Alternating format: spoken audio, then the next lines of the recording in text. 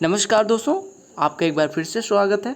तो इस वीडियो में हम करने वाले हैं एसएससी सीजीएल सीएचएसएल सीपीओ का जो हमारा पेड टेस्ट सीरीज चल रहा है उसका सेट नंबर 6 हमने आपको 9 सेट तक प्रोवाइड कर दिए हैं, लेकिन सोल्यूशन अभी नहीं प्रोवाइड किया था। तो अब मैं पहले 9 सेट का मतलब आज एक और कल 2 सेट का सोल्यूशन प्रोवाइड करके पहले मैं पूरा कर दूंगा 8 तक। फिर उसके बाद सेट आपको मिलते रहेंगे डेली बेसिस पे। इधर तबीयत खराब थी, इस वजह से सोल्यूशंस आपको नहीं मिल पा रहे थे।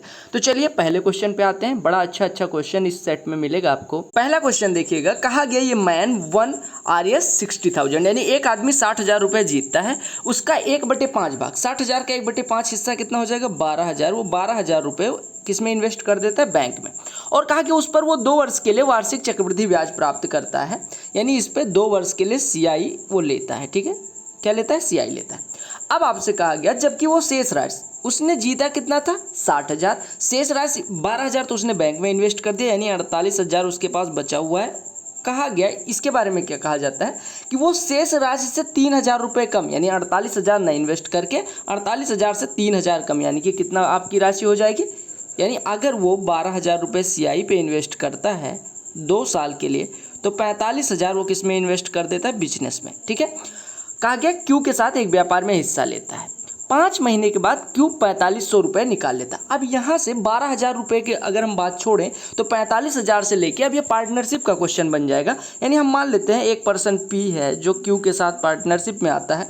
P ने कितने रुपए लगाए हैं, P ने कितने रुपए लगाए हैं शुरुआत में, P हम व्यक्ति को मान रहे हैं तो इसने 45K रुपये लगाए हैं।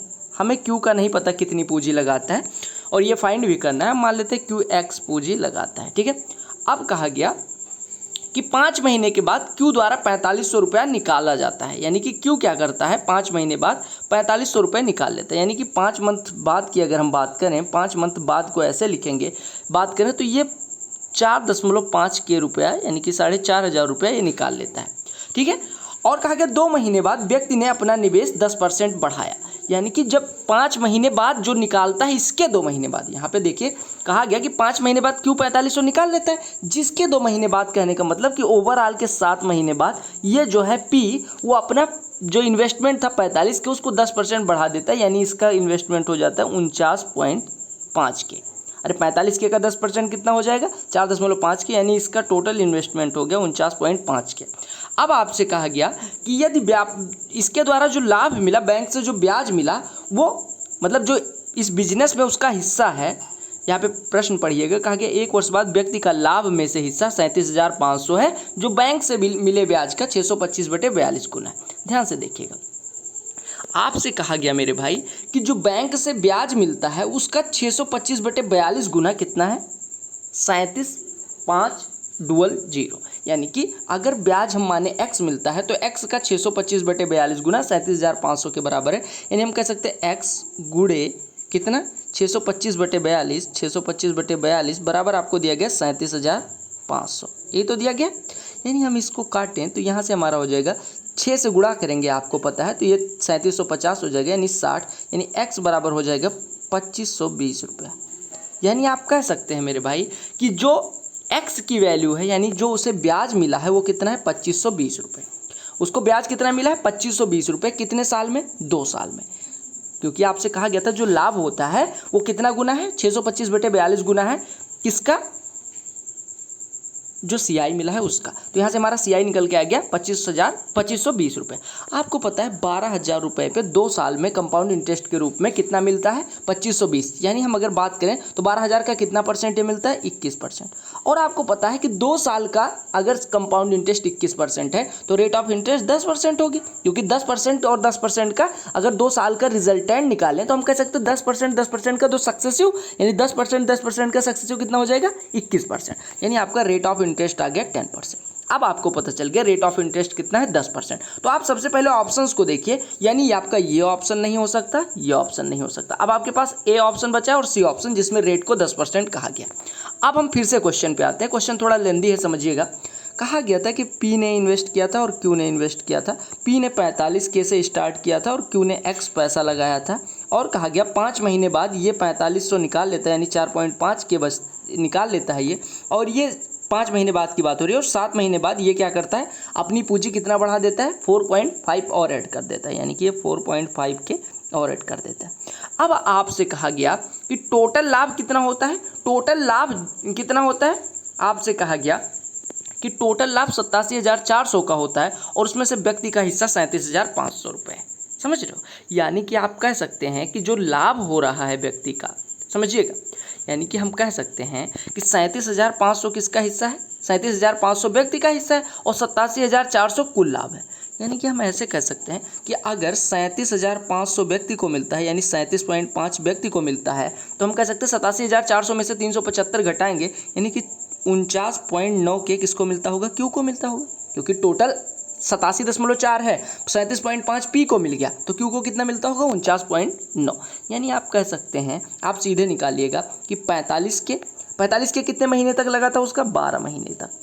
पार्टनरशिप का वो यूज करिए फार्मूला, यानी 45 के उसने 12 महीने के लिए इन्वेस्ट किया और प्लस आपको पता है 4.5 के 7 महीने बाद लगाया था और पूरे साल के अंत में यानी कि 7 महीने बाद यानी कि 5 ही महीने तक लगा रहा होगा 4.5 के, यानी 4.5 के कितने महीने तक लगा था उसका, देखिएगा जब वो 7 महीने बाद लगा था, एक ही साल के अंत का लाभ की बात की गई है, तो ये कितने महीने तक लगा था, 4.5 के 5 महीने तक। और ये बराबर आपको दिया गया है कितना है मेरे भाई, 37.5।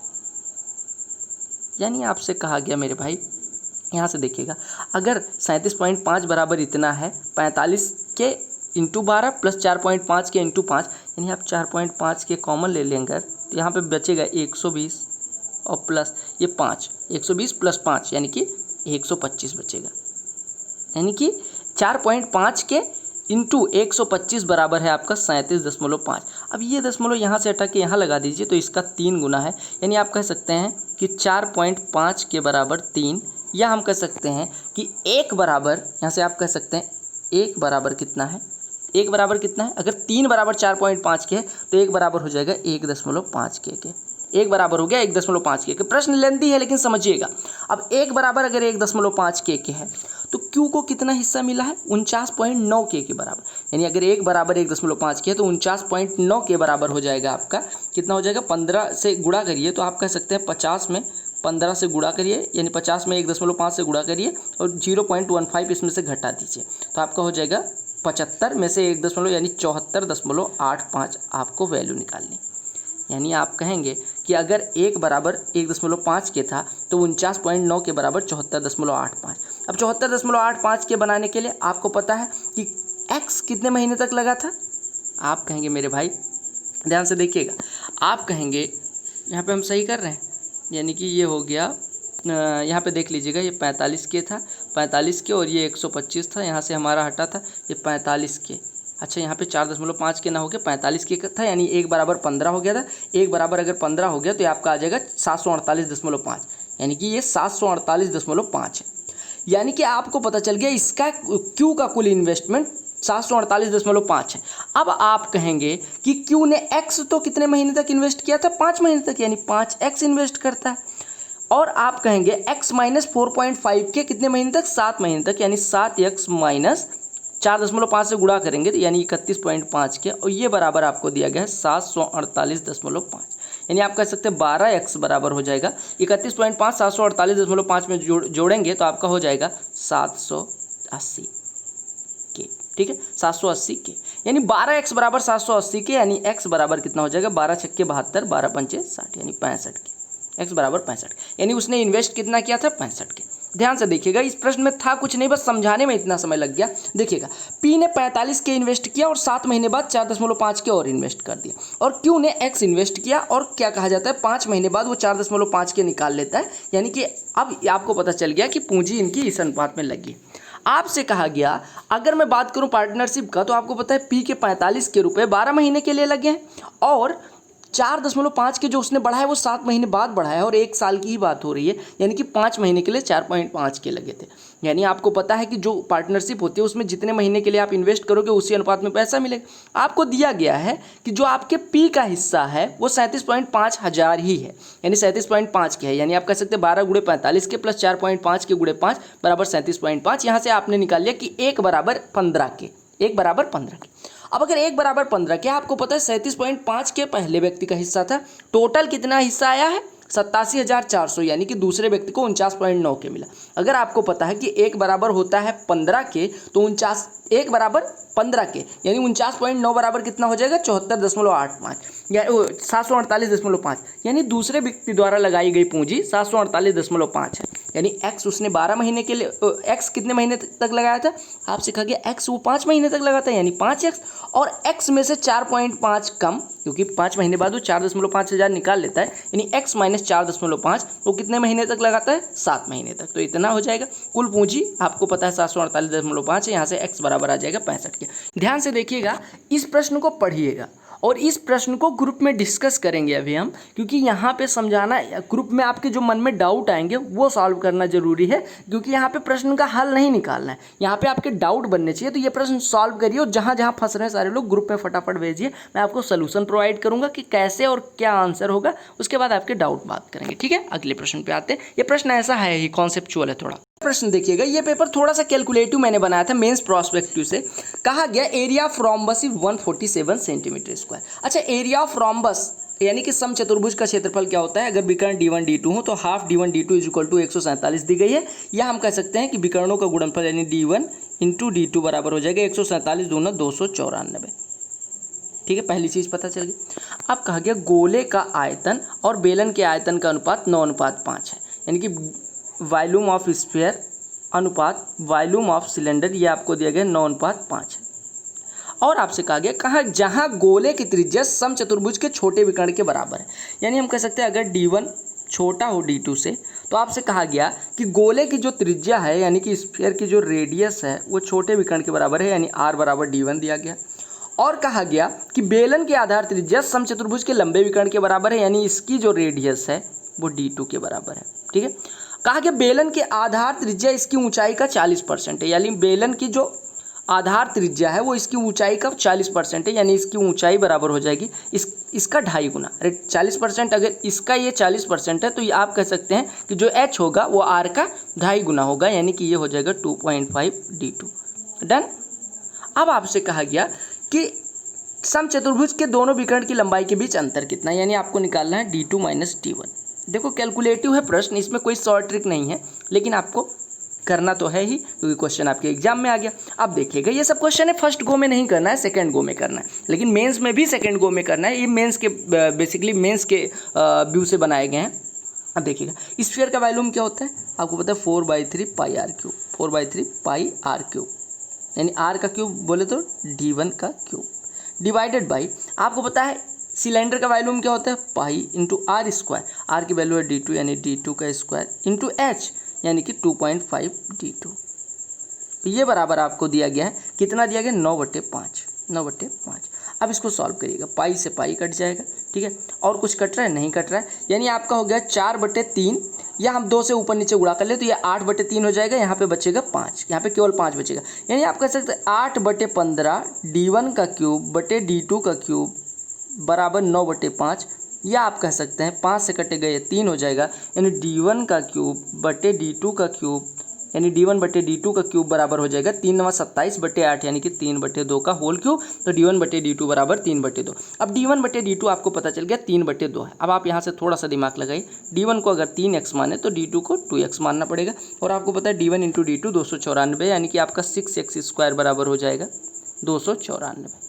6x स्क्वायर कितना हो जाएगा 294, या 6 से काट दीजिए तो 6 चौको 24, 6 से काटिए तो 6 चौको 24, 6 9 54, यानी x बराबर आपका आ गया 7। x बराबर 7 हो गया।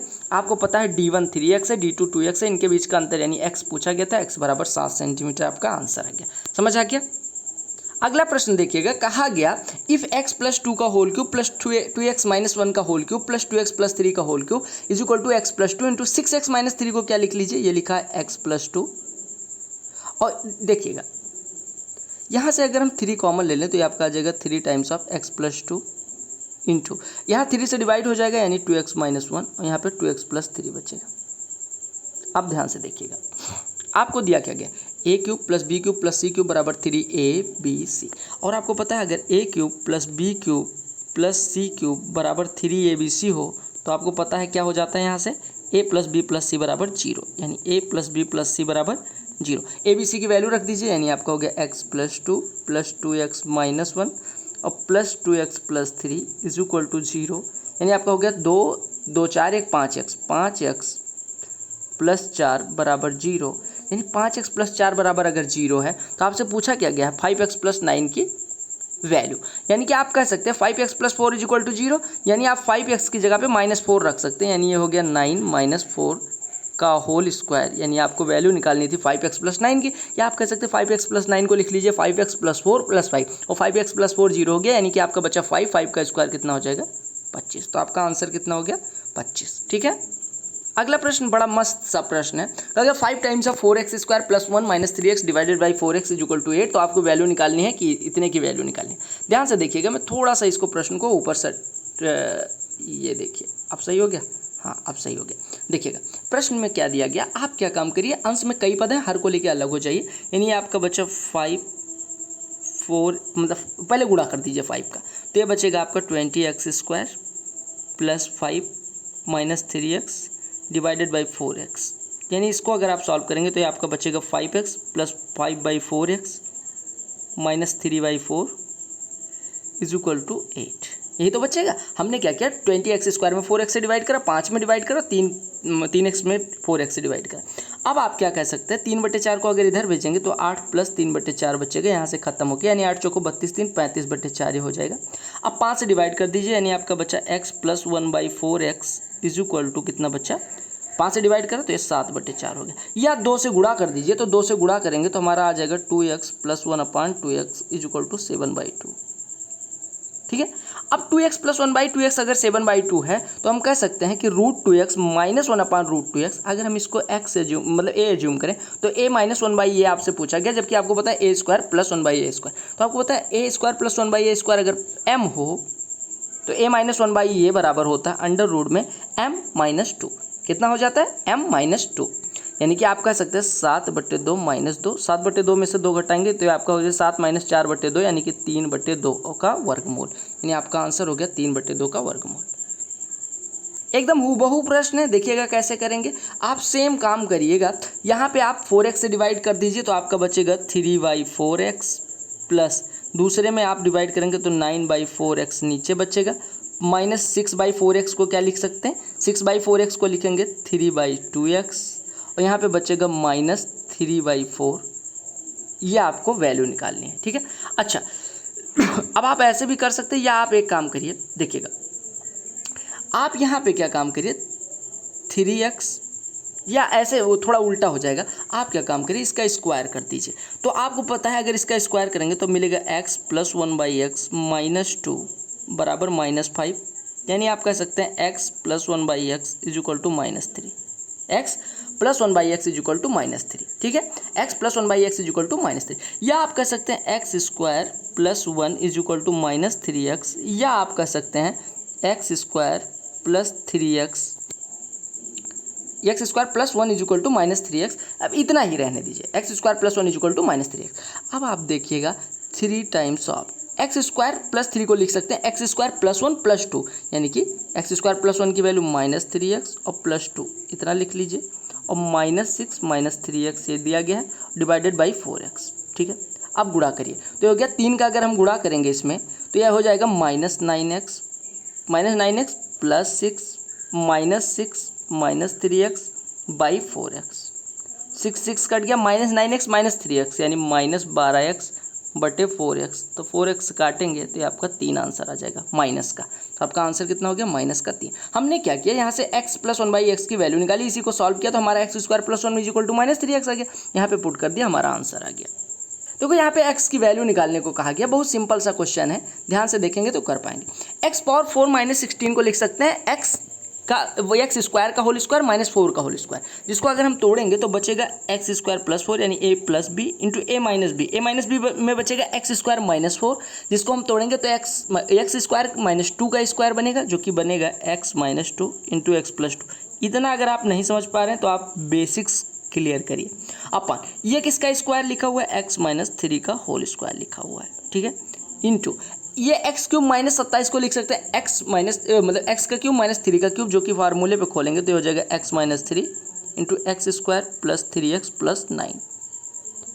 डिवाइडेड बाई आपको एक्स स्क्वायर प्लस 4 दिया गया है, एक्स प्लस 2 दिया गया है, यहाँ पे दिया गया है डिवाइडेड बाई को पलट के मल्टीप्लाइड बाई कर लीजिए, ये बचेगा x माइनस 3, नीचे बचेगा x square plus 3x plus 9 और ये बराबर दिया गया है 3/2। अब इसको सॉल्व कर लीजिए। आपको पता है x square plus 3x plus 9, x square plus 3x plus 9 cut गया, एक्स माइनस 3 के होल स्क्वायर से ये कट गया, एक्स स्क्वायर प्लस 4 इधर से कट गया, एक्स प्लस 2 इधर से कट गया, एक्स माइनस 3 इधर से कट गया, यानी आपके पास बच्चा कितना x minus 2 is equal to 3/2, या आप कह सकते हैं x minus 2 is equal to 3/2 को क्या लिख सकते हैं 1.5, यानी x is equal to 2 plus 1.5 यानी 3.5 आपका आंसर हो गया। सेम सिंप्लीफिकेशन का प्रश्न है, आपको दिया गया x power 4 plus y power 4 plus X square Y square divided by इतना इतना इतना। अब देखिएगा आप इसको क्या कर सकते हैं, देखिएगा अगर मैं बात करूं यहाँ पे एक काम करिएगा, आप इसको X cube minus Y cube से डिवाइड करने को कहा गया है, तो आप क्या काम करिए इसको ऐसे लिखे रहने दीजिए, X power 4 plus Y power 4 plus X square Y square को, तो आप इसको ऐसे लिखे रहने दीजिए और एक्स स्क्वायर माइनस 2xy प्लस वाई स्क्वायर किसका स्क्वायर लिखा हुआ है, एक्स माइनस वाई का होल स्क्वायर लिखा हुआ है, यानी इसको अगर हम ऐसे लिखा रहने दें तो आप कह सकते हैं इसकी जगह पे हम लिख सकते हैं एक्स माइनस वाई का whole square divided by X square minus X Y minus Y square ऐसे लिखा रहने दीजिए, प्लस वाई स्क्वायर ऐसे, और डिवाइडेड बाई है यानी कि पलट के मल्टीप्लाई कर लीजिएगा, X cube minus Y cube को ब्रैकेट में खोले तो ये हो जाएगा X minus Y into X square plus X Y plus Y square, यही तो बच रहा है। अब आप ध्यान से देखिएगा, अगर आपको एक चीज़ दिख रहा हो कि X square plus Y square minus X Y, X square plus Y square को ए माने एक्स वाई को बी माने, तो ये लिखा है ए माइनस बी, इधर ए प्लस बी, देखिए ये ए है और ये बी है, यानी ए माइनस बी इधर लिखा हुआ है, ए प्लस बी इधर लिखा हुआ है, इससे इसकी पावर कट गई, यानी आपका बचा कितना एक्स माइनस वाई, ये आगे वाला पार्ट वैसे बचा हुआ है, यानी X minus Y divided by A plus B into A minus B, यानी ए प्लस बी का होल स्क्वायर, यानी X square plus Y square का होल स्क्वायर, यानी X power 4 plus Y power 4 और plus 2x square Y square, अरे x देखिएगा X square plus Y square का whole square कितना हो जाएगा a power 2 plus b power 2 plus 2ab, यानी एक्स स्क्वायर का स्क्वायर यानी x पावर 4 वाई स्क्वायर का square Y power 4 plus 2x square Y square और माइनस बी स्क्वायर यानी माइनस एक्स वाई का स्क्वायर यानी कि minus X square Y square, तो 2x square Y square minus X square Y square ये हो जाएगा plus X square Y square. अब आप देखिएगा यहाँ से इससे ये कट जाएगा, यानी आपका बचा कितना x माइनस वाई, तो आपका आंसर क्या हो गया x माइनस वाई। अगला प्रश्न देखिएगा, कहा गया if alpha and beta are the roots of this equation find the equation whose roots are this one. अब आप ऐसे क्वेश्चन आपको प्री में बहुत ज़्यादा मिलते हैं और अभी पहले मेंस में पूछे जाते थे, अब तो प्री में पूरा दबा के पूछते हैं। कहा गया कि अगर इसके मूल अल्फा और बीटा यानी रूट्स अल्फा और बीटा है, तो आपको पता है सम ऑफ रूट्स क्या होता है, माइनस ऑफ एक्स का गुणांक यानी -4 अपान एक्स स्क्वायर का गुणांक यानी कि 1। अगर प्रोडक्ट ऑफ रूट्स की बात करूँ तो alpha beta is equal to हो जाएगा माइनस ऑफ कॉन्स्टेंट टर्म, जो सॉरी माइनस नहीं होता यानी कांस्टेंट टर्म यानी कि -1 डिवाइडेड बाई एक्स स्क्वायर का गुणांक यानी कि 1 ही है। आपको पता चल गया अल्फा प्लस बीटा, आपको पता है अल्फा बीटा। अगर किसी इक्वेशन का स्क्वायर लिखना है तो आप कहते हैं X square minus sum of roots into X और प्लस प्रोडक्ट ऑफ रूट्स ये इज इक्वल टू 0 लिख देते हैं, तो ये हो जाता है आपका इक्वेशन। अब आपको सम ऑफ रूट्स यानी इसका सम पता करना है, तो आप अल्फा स्क्वायर बटे बीटा प्लस बीटा स्क्वायर बटे अल्फा अगर करेंगे तो आपका आएगा कितना, ये हो जाएगा अल्फा क्यूब, हर बराबर करिए तो ये हो जाएगा alpha cube plus beta cube divided by alpha beta, ये तो हो जाएगा। यानी कि आपको alpha cube plus beta cube पता होना चाहिए। अब अगर alpha cube plus beta cube को हम फार्मूले में खोलें तो ये हो जाएगा alpha plus beta into alpha plus beta का whole square minus 3 alpha beta. अरे आप कहते हैं अल्फा प्लस बीटा का whole square into alpha square minus alpha beta plus beta square, और alpha square plus beta square को लिखा जा सकता है अल्फा प्लस बीटा का होल स्क्वायर, और माइनस अल्फा बीटा था, और देखो alpha square plus beta square को क्या लिखा जा सकता है अल्फा प्लस बीटा का whole square minus 2 alpha beta, और माइनस अल्फा बीटा ऑलरेडी था तो वही -3 अल्फा बीटा हो जाएगा डिवाइडेड बाई अल्फा बीटा। अब यहाँ पे वैल्यू रख दीजिए, अल्फा प्लस बीटा कितना है -4, अल्फा प्लस बीटा का होल स्क्वायर यानी -4 का स्क्वायर 16 -3 अल्फा बीटा यानी कि +3 डिवाइडेड बाई -1, ये तो हो जाएगा, यानी कि ये कट गया, 4 × 19 यानी कि 76 हो जाएगा। अब आपको पता है सम ऑफ रूट्स पता चल गया, यानी आपका इक्वेशन कुछ इस प्रकार से बनेगा X square minus sum of roots यानी कि 76x, यानी आपका इक्वेशन कुछ इस प्रकार से बनेगा एक्स स्क्वायर माइनस 76x, और प्रोडक्ट ऑफ रूट्स आप अल्फा बीटा हो जाएगा जो कि -1 है, तो आपका हो जाएगा X square minus 76 -1 is equal to 0। Equation समझ आ गया। यानी आपको बस बेसिकली ये पता होना चाहिए कि अगर कोई सम ऑफ रूट्स पता हो, प्रोडक्ट ऑफ रूट्स पता हो, then what will your quadratic equation is X square minus sum of roots into X plus product of roots, that's all. अच्छा, ये प्रश्न मैंने जब फर्स्ट टाइम 2016 में देखा था तो मेरे को लगा यार गजब का प्रश्न है, इससे टफ प्रश्न बन ही नहीं सकता। बट इस क्वेश्चन को ध्यान से पढ़िए, मैंने बिना पढ़े इसको ऐसे डिसाइड कर लिया था, लेकिन अगर आप पढ़ेंगे तो आपको लगेगा कि बड़ा इजी क्वेश्चन है। कहा गया कि there are 50 boxes and 50 person, यानी कि 50 डिब्बे में 50 व्यक्ति हैं। Person 1 keeps 1 marble in every box, person 2 keeps 2 marbles in every box, 3 keeps 3 marble in every box and so on. यानी कि पहला व्यक्ति हर पहले डिब्बे में, हर मतलब एक एक डिब्बे पे रखता है, दूसरा व्यक्ति हर दूसरे डिब्बे में, यानी पहले पे रखा, फिर तीसरे पे रखेगा, फिर पांचवें पे रखेगा। ऐसे अगर मैं बात करूँ, तीसरा व्यक्ति हर तीसरे पे रखता है, यानी पहले पे रखेगा, फिर चौथे पे रखेगा, फिर सातवें पे रखेगा। ऐसे चौथा व्यक्ति पहले पे रखेगा, फिर पांचवें पे, यानी 4-4 के डिफरेंस पे रखेगा, और ऐसे 50 व्यक्ति रखेंगे। तो कहा कि 50वें बॉक्स में कितनी गेंदें होंगी। अब ध्यान से देखिए, आपको पता है चौथे व्यक्ति में कौन कौन रखेंगे। चौथे डिब्बे में अगर मैं बात करूं तो पहला व्यक्ति रखेगा, क्योंकि वो हर एक डिब्बे में रखता है। दूसरा व्यक्ति रखेगा नहीं रखेगा, देखिएगा 1 2 3 4। दूसरा व्यक्ति 1 से स्टार्ट करेगा, अगर वो 1 से स्टार्ट करता है, 1 से नहीं स्टार्ट करेगा, हर दूसरे डब्बे में रखेगा, यानी कि वो 2 से स्टार्ट करेगा, यानी इसमें रखेगा फिर इसमें रखेगा, यानी दूसरा व्यक्ति भी 4 में रखेगा। और चौथा व्यक्ति हर चौथे डिब्बे में रखेगा, यानी यहाँ नहीं रखेगा, यहाँ नहीं रखेगा, यहाँ नहीं रखेगा, फिर ये यहाँ आके, यानी इसमें चौथा व्यक्ति भी रखेगा। यानी अगर हम थोड़ा सा इनडायरेक्ट वे में देखें तो आप कहेंगे चौथे डिब्बे में कितनी गेंदें आएंगी। पहला व्यक्ति रखेगा, दूसरा व्यक्ति रखेगा, चौथा व्यक्ति रखेगा, यानी 1 + 2 + 4 7 गेंदें हो जाएंगी।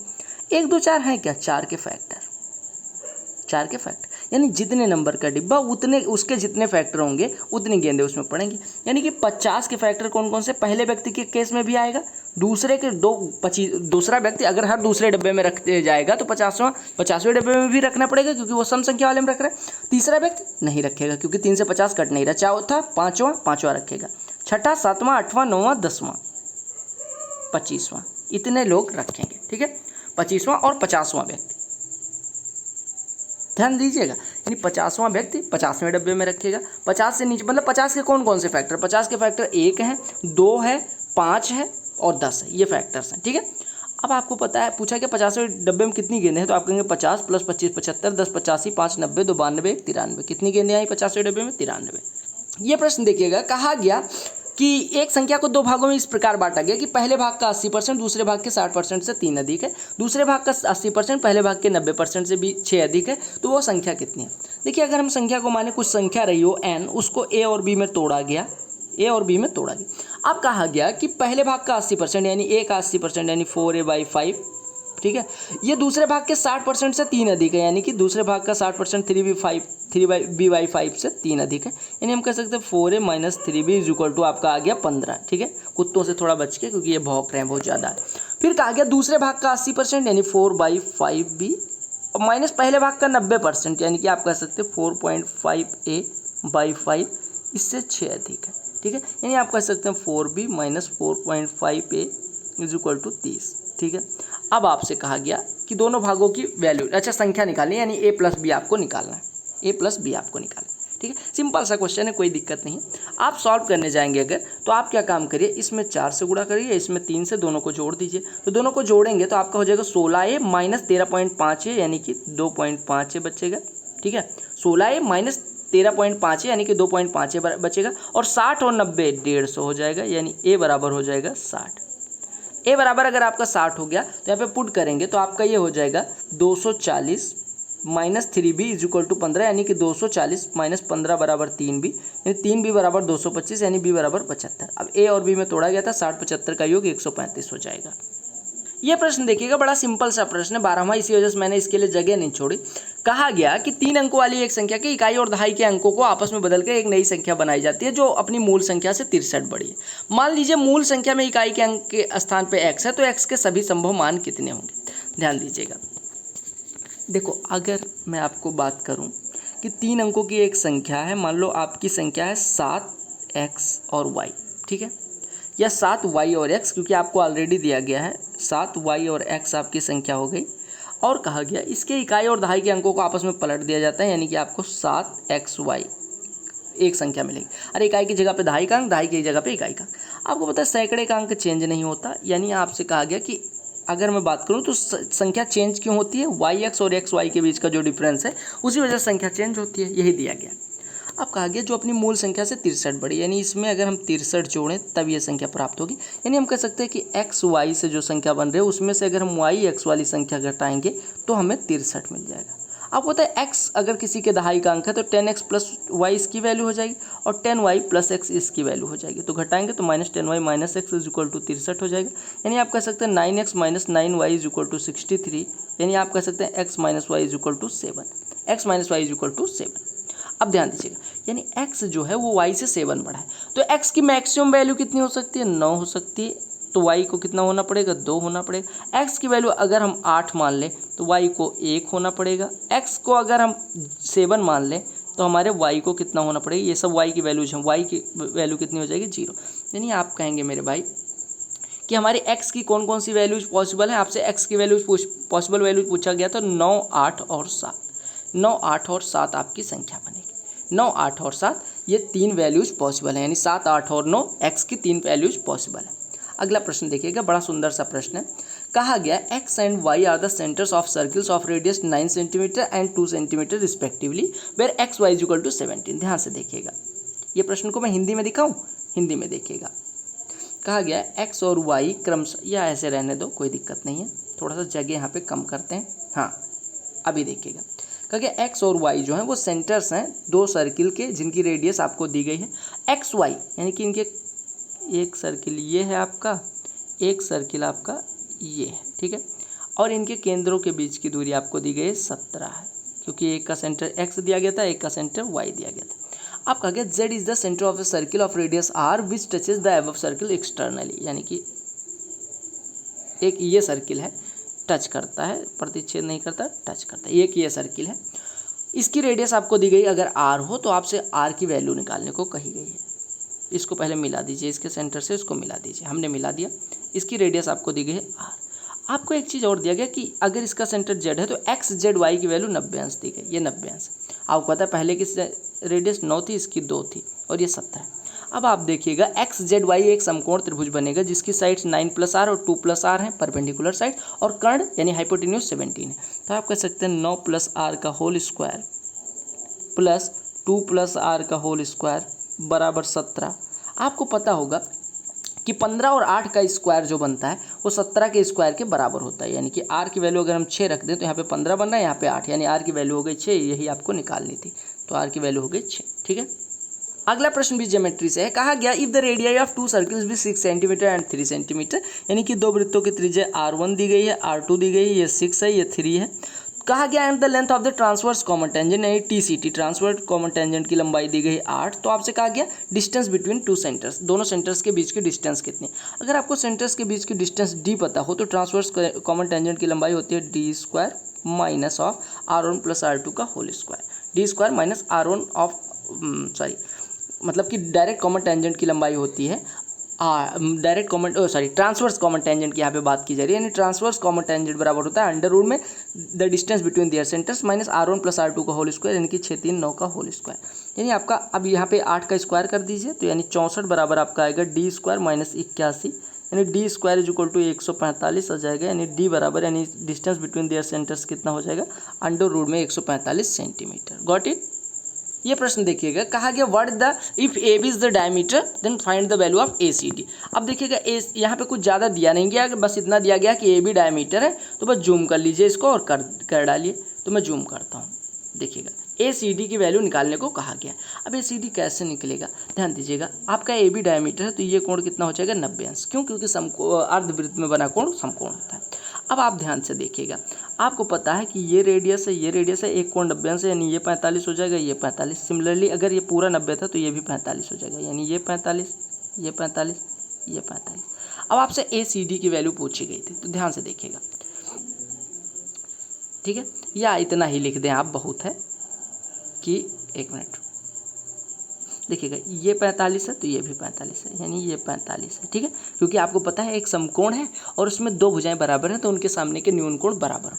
अब देखिएगा जीवा AD द्वारा वृत्त के परिधि पे बना कोण ये भी है, जीवा AD द्वारा वृत्त के परिधि पे बना कोण ये भी है, यानी दोनों कोण बराबर होंगे। एक ही जीवा द्वारा वृत्त के परिधि पे बने किसी दो बिंदु पे बनाए या कितने भी कोण बने सबकी वैल्यू बराबर हो जाएगी, यानी ACD की वैल्यू भी 45 अंश हो जाएगी।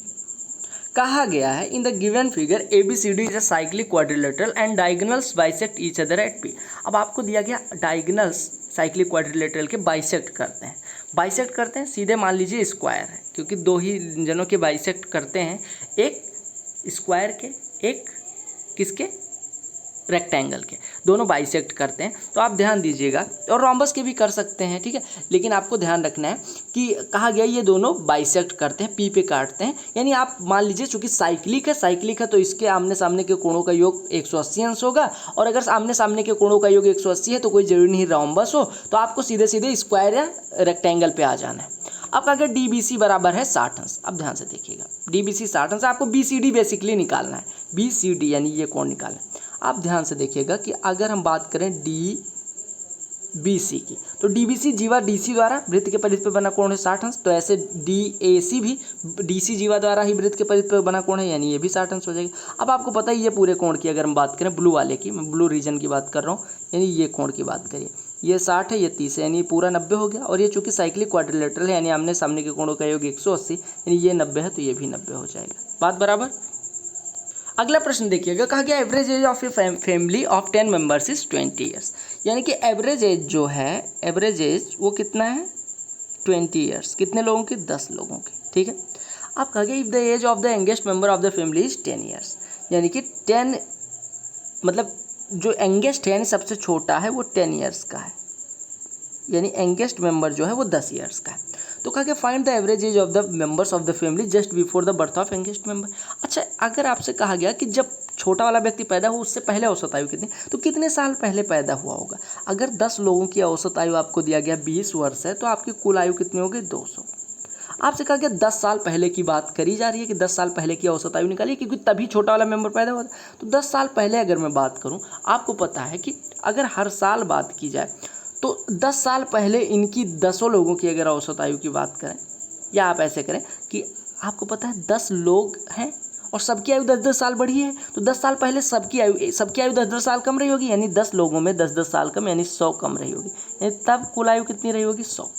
लेकिन आपको पता है तब ये छोटा वाला, अगर 10-10 साल पहले की बात करें, तब ये छोटा वाला पैदा ही नहीं हुआ था, यानी अभी अगर 10 मेंबर है तो तभी 9 मेंबर रहे होंगे। ये कुल आयु है, ये मेंबर्स की संख्या, तो एवरेज कितना आ जाएगा 100 में अगर हम 9 से भाग करेंगे तो आपका आ जाएगा 11.11, यानी आपका आंसर आ जाएगा 11.11 वर्ष। ये प्रश्न देखिएगा, बहुत सुंदर सा प्रश्न है, एवरेज का मुझे बड़ा अच्छा लगा, इसी वजह से मैंने ले लिया था ये प्रश्न। कहा क्या गया कि 5 members of a team are weight consecutively and their average weight calculated after each member is weighed। कहा गया कि 5 मेंबर हैं किसी टीम में और वो कुछ इस प्रकार से एक एक करके तौले जाते हैं, क्योंकि प्रत्येक तौल के बाद औसत भार निकाला जाता है और प्रत्येक तौल के बाद औसत भार 1 किलोग्राम बढ़ जाता है और अंतिम भार का सदस्य प्रथम व्यक्ति के भार से कितना ज़्यादा। ध्यान से देखिएगा, कुछ प्रश्न में नहीं है, कुछ भी करना नहीं है। देखिएगा, अगर मैं मानूँ पहला वाला व्यक्ति गया और वो 1 किलो का ठहरा, ठीक है, दूसरा व्यक्ति जाएगा, यानी अगर एक व्यक्ति गया 1 का ठहरा तो उसका औसत कितना हो गया, A हो गया। अब दूसरे बारी में जो दूसरा व्यक्ति जाएगा तो हमें औसत A+1 करना है, यानी यहाँ पे एवरेज की बात हो रही है, यानी हमें A+1 औसत करना है, यानी कि टोटल वेट कितना होना चाहिए। अगर A+1 दो व्यक्तियों का औसत करना है, यानी 2A+2 इसका टोटल वेट होना चाहिए। ध्यान से देखिएगा, यानी 2A+2 टोटल वेट होना चाहिए, तभी एवरेज कितना हो पाएगा A+1।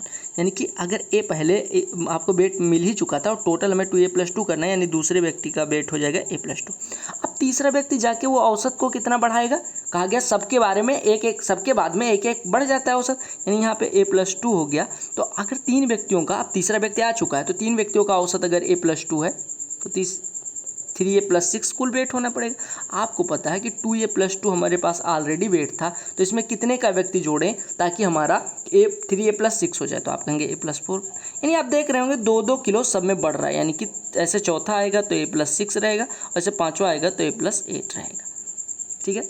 या आप ऐसे करें, देखो अब तीसरा व्यक्ति आएगा तो A+3 हमारा औसत होना चाहिए। अगर 4 व्यक्तियों का औसत a+3 है तो आपको पता है कि कुल वेट होना चाहिए 4a+12। आपके पास 3a+6 था तो a+6 ऐसे हो जाएगा, ऐसे पाँचवा आएगा तो a+8। अब आपसे पूछा गया अंतिम व्यक्ति का भार पहले व्यक्ति के भार से कितना ज़्यादा है, तो आप कहेंगे अंतिम व्यक्ति का भार कहाँ पे है, ये है। पहले व्यक्ति का भार कहाँ है, यहाँ पे है। तो आपसे कहा गया कितना ज़्यादा है, यानी कि ये देखिएगा तो आपका कितना हो जाएगा, ए से a+8 कितना ज़्यादा है, 8 किलोग्राम। तो आपका आंसर हो गया 8 किलोग्राम। समझ आ रहा है ना। अब देखिए अगर मैं बात करूँ पहले औसत a था, दूसरा व्यक्ति आया तो 2a+2 हो गया तो 2 हो जाएगा, तीसरा व्यक्ति आया 3a+6 हो गया तो a+2 हो गया, यानी यहाँ पे a+1 तो यहाँ पे 4 व्यक्तियों का औसत वेट कितना था, 4a+12 तो इनका औसत a+3, ऐसे आगे भी हो जाएगा। सब में देखिए एक एक बढ़ रहा है, वही समझाने की कोशिश थी, बाकी इसमें कुछ करना नहीं था। टाइम एंड वर्क का बड़ा इजी सा क्वेश्चन है, ध्यान से देखिएगा। कहा गया कि 2 आदमी और 4 बच्चे किसी कार्य को 10 दिन में कर सकते हैं, यानी हम कह सकते हैं 2 men + 4 boys can complete a work in 10 days while 4 men and 5 boys। जब हम 4 men और 5 boys की बात करते हैं तो they can complete it in 6 days, क्योंकि men and boys are paid wages according to their output, यानी जितना काम करेंगे उतना उनको वेजेस यानी मजदूरी दी जाएगी। और कहा गया एक आदमी की मजदूरी कितनी दी गई है, 40 रुपये। तो आपसे पूछा गया कि एक लड़के और एक व्यक्ति की मजदूरी के बीच का अनुपात कितना। आपको पता है वर्क डन ये भी दोनों को बराबर कर दीजिए, यानी यहाँ पे मिलेगा 20 men + 40 boys, ये बराबर हो जाएगा 24 men + 30 boys। यानी आप कह सकते हैं 4 men = यहाँ पे देखिएगा 4 men = 10 boys, यानी कि 4 आदमी 10 बच्चों के बराबर कार्य करते हैं। एक आदमी को 40 रुपये मिलते हैं, यानी कि 4 आदमियों को 160 मिलेंगे, ये बराबर हो जाएगा 10 बॉयज। या आप ये सब छोड़िए, 4 men बराबर 10 बॉयज आ गया, तो आपका m/b निकालना था। तो m/b कितना हो जाएगा 10/4 यानी 5/2। तो यही आपसे जिस अनुपात में काम उसी अनुपात में दाम, बात खत्म। ये प्रश्न देखिएगा, कहा गया एक व्यक्ति ब्रांड ए के 4 कमीज और ब्रांड बी के 5 कमीज मंगवाता है, यानी a person order 4 shirts of brand A and some shirts of B. यानी कि ए और बी ब्रांड के ए के 4 कमीज मंगवाता है, बी के एक्स कमीज मंगवाता है। ठीक है, हमें नहीं पता एक्स की वैल्यू कितनी है, अभी कुछ नहीं पता, क्योंकि ब्रांड ए के प्रत्येक कमीज का मूल्य ब्रांड बी के प्रत्येक कमीज के मूल्य का दुगुना है। यानी कि अगर मैं बात करूँ इसका बी के मूल्य की बात करूँ, तो अगर ये ए है तो इसका मूल्य 2 है। क्योंकि जब कमीज़ें घर आई तो पाया गया दोनों ब्रांडों की कमीज़ों की संख्या आपस में बदल दी गई। यानी जब हमारी कमीज़ आती है तो हमें पता चलता है ए ब्रांड की एक्स कमीज़ें आई हैं और बी ब्रांड की 4 कमीज़ें आई हैं। तो कहा गया परिणाम स्वरूप कुल कीमत 40% बढ़ गई। अब ध्यान से देखिएगा, अगर मैं बात करूँ 4 कमीज़ें 2 रुपये की, तो 8 है इधर हो गया और प्लस एक्स है इधर, यानी कि कुल रुपया पहले इतना लगा था और अभी 40% बढ़ गई। यानी कि 40% बढ़ने का मतलब समझ रहे हो, 40% बढ़ने का मतलब अभी इसका 7/5 हो गई, यानी 7/5 ऑफ 8 है प्लस एक्स है, इतनी हो गई हैं। अभी कुल इतना मूल्य लगा है। आपको पता है कि ए का मूल्य 2 रुपये है और बी का मूल्य ए रुपये है। तो अगर एक्स कमीजें 2 रुपये की आएंगी तो 2x इधर हो गया और 4 कमीजें ए रुपये की मिलेंगी, यानी 4a इधर हो गया। ये कुल रुपया आपका इतना है, ए सब जगह काट दीजिए, यानी आपका हो गया 2x + 4 = 7/5 × 8, यानी कि 56/5 प्लस 7/5x, यानी 2x - 7/5x कहेंगे तो 3x/5 = हो जाएगा 36/5 यानी 3 से कट जाएगा, ये कितना हो जाएगा 12, यानी x की वैल्यू आ गई 12। तो आपसे x की वैल्यू पूछी गई थी 12। अब यानी कि आपसे पूछा गया कि a और b के मूल्य, मतलब a की संख्या और b की संख्या के बीच, यहाँ पे देखिएगा, यहाँ पे पूछा गया था कि ओरिजिनल ऑर्डर में इनके बीच संख्या का अनुपात क्या था। तो x की वैल्यू अगर 12 आ गई, a 4 मंगाई जाती थी, b 12 मंगाई जाती थी, तो इनका अनुपात 4 × 4 = 4 × 3 = 12, यानी अनुपात हो गया 1:3। यहाँ मूल्यों का अनुपात नहीं, मूल्य संख्या का अनुपात पूछा गया। मूल हटा दीजिए, संख्या का अनुपात पूछा गया। समझ आ गया ना। अरे देखिए x कहा गया जब आती है तो a 4 मंगवानी थी हमें, लेकिन आ कौन सी गई, x आई, और b कितनी आ गई 4, मतलब a जितनी। प्रश्न देखिएगा, कहा गया cylindrical container of radius 6 centimetre and height 15 centimetre filled with ice cream. अब कितनी आइसक्रीम इसमें आएगी, तो आप कहेंगे पाई × r², यानी कि 6 का स्क्वायर × 36 × हाइट 15, इतनी आइसक्रीम है इसमें। अब कहा गया कि the whole ice cream has to be distributed to 10 children. मगर इतनी आइसक्रीम को 10 चिल्ड्रन में बांटना है, यानी एक चिल्ड्रन के हिस्से में कितनी आएगी, 5 दूनी 10, 5 तियां 15, 2 से काटेंगे तो 18, यानी 54 पाई के बराबर आइसक्रीम एक बच्चे को मिलेगी। अब आगे आपसे कहा गया कि each equal cones with hemispherical tops. अब आपको कहा गया कि कुछ इस प्रकार से हमारा कोन है, इसका ऐसे इस प्रकार के शेप में हमारी आइसक्रीम है, ठीक है। और कहा गया कि शंकु भाग की ऊंचाई इसके आधार की त्रिज्या की चौगुनी है, यानी कि शंकु भाग की जो ऊंचाई है यानी कि इसकी ऊंचाई की अगर हम बात करें तो ये अगर 4r है तो इसकी रेडियस r हो जाएगी। अब अगर मैं एक आइसक्रीम का वॉल्यूम की कैलकुलेशन करूं तो आपको पता है पहले तो इस कोन का वॉल्यूम निकालूंगा तो ये हो जाएगा 1/3 pi into R square H, यानी आर की value R square into H यानी 4, यानी कि 4r³ हो जाएगा। और प्लस आपको पता है कि ये जो हेमीस्फीयर है इसका वॉल्यूम कितना होता है 2/3 पाई r³। ठीक है, 2/3 पाई r³। पाई से पाई कट जाएगा सब जगह, तो आपका ये हो जाएगा 4r³ by pi plus 2r³ by pi, यानी कि 6r³ बाई पाई, यानी कि आपका हो जाएगा 54 बराबर 6r³ बाई कितना, सॉरी 6r³, यहाँ पे लिखा है 4r³ by 3 plus 2r³ by 3, यानी 6r³ बाई 3 यानी 2r³। यहाँ से हमारा 2r³ बराबर 54 तो r³ बराबर 27, अगर r³ बराबर 27 है तो r बराबर कितना हो जाएगा 7, यही आपको निकालने को कहा गया था। अच्छा, ये प्रश्न देखिएगा, इसमें आप लोग बहुत कंफ्यूज हुए होंगे। कहा गया कि नीचे दिए गए लेखा चित्र में दो कारों की एक समान गति की यात्रा को दिखाया गया, लेखा चित्र का अध्ययन करके निम्न प्रश्नों का उत्तर दीजिए। ए से बी के बीच की दूरी 120, यानी दो कारें हैं जो ए से बी तक जाती है, बी से ए तक जाती है। अच्छा, अब कैसे जानेंगे कि कौन सी कार ए से बी तक जा रही है, कौन सी कार बी से ए तक? देखिए, जो 6 बजे चली और 10 बजे सुबह पहुंची, ये ए से बी की तरफ जा रही होगी, इस तरफ, ठीक है। और जो 7 बजे चल के 9 बजे पहुंची, ये बी से ई की तरफ आ रही होगी। बस सिंपल सी बात है।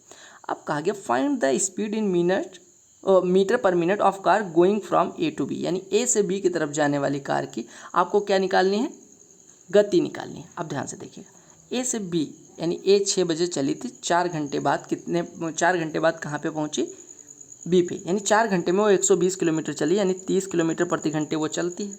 अगर वो 30 किलोमीटर प्रति घंटे चलती है तो हम कहते हैं 0.5 किलोमीटर प्रति मिनट, और 0.5 किलोमीटर की वैल्यू हो जाएगी 500 मीटर। समझ आ रहा है? अगला प्रश्न देखिएगा, कहा क्या गया, व्हेन ये car going to A to B, यानी ए से बी जो जा रही है वो कार इस 30 kilometre away from his destination, यानी 90 पे है, यहाँ कहीं पे है, तो कहा गया then the right time is, कहा गया राइट टाइम कितना होगा। आप देखिए, अगर वो 90 पे है तो लगभग 9 बजे के करीब बज रहा होगा, या हम कह सकते हैं कि यहाँ पे 90 पे जब वो पहुँची होगी, इसकी यूनिफॉर्म स्पीड कितनी है, ये 4 घंटे में कितने पे पहुँची है, 4 घंटे में 120 चलती है, यानी 1 घंटे में 30 चलती है। 1 घंटे में 30 चलने का मतलब है, अच्छा बी से ए की ओर पूछा गया है, यहाँ पे हिंदी में उल्टा सीधा दिया गया है, बी से, अच्छा बी से ए की, देखिएगा हिंदी वाला पूछा गया कि अंग्रेजी वाला, अब हम उत्तर निकालते हैं। अगर ए से बी वाले की बात की जाए तो ए से बी वाली आप देखिएगा यहाँ से ड्रा करेंगे तो लगभग 9 बजे पहुँचेगी, यानी कि 9 बज रहे होंगे, तो यहाँ ऑप्शन में नहीं है, तो आपको निकालना पड़ेगा उल्टा, यहाँ बी से ए की ओर। अब आपको पता है एक 7 बजे चलती है, 9 बजे पहुँचती है, यानी कि 7 बजे चल के अगर 9 बजे पहुँचेगी, 2 घंटे में 120 किलोमीटर चल जाती है, यानी 1 घंटे में 60 किलोमीटर चलती होगी। अगर 1 घंटे में 60 किलोमीटर चलती है तो 30 किलोमीटर दूर, यानी कि आधे घंटे पहले होगी, यानी 1.5 घंटे चलने के बाद, यानी 1.5 घंटे चलने के बाद अगर ये 7 बजे चली थी तो 8:30 बजे यहाँ कहीं पे होगी, यानी 8:30 बजे आपकी दूसरी कार की बात करें, 2 घंटे में 120 किलोमीटर, 1 घंटे में 60 किलोमीटर चलेगी। और कहा गया 30 किलोमीटर पहले, यानी 30 किलोमीटर जाने में कितना समय लगा, आधे घंटे, यानी 2 घंटे से आधे घंटे पहले, यानी 9 बजे से आधे घंटे पहले, यानी 8:30 बज रहे होंगे। ये प्रश्न देखिएगा, कहा गया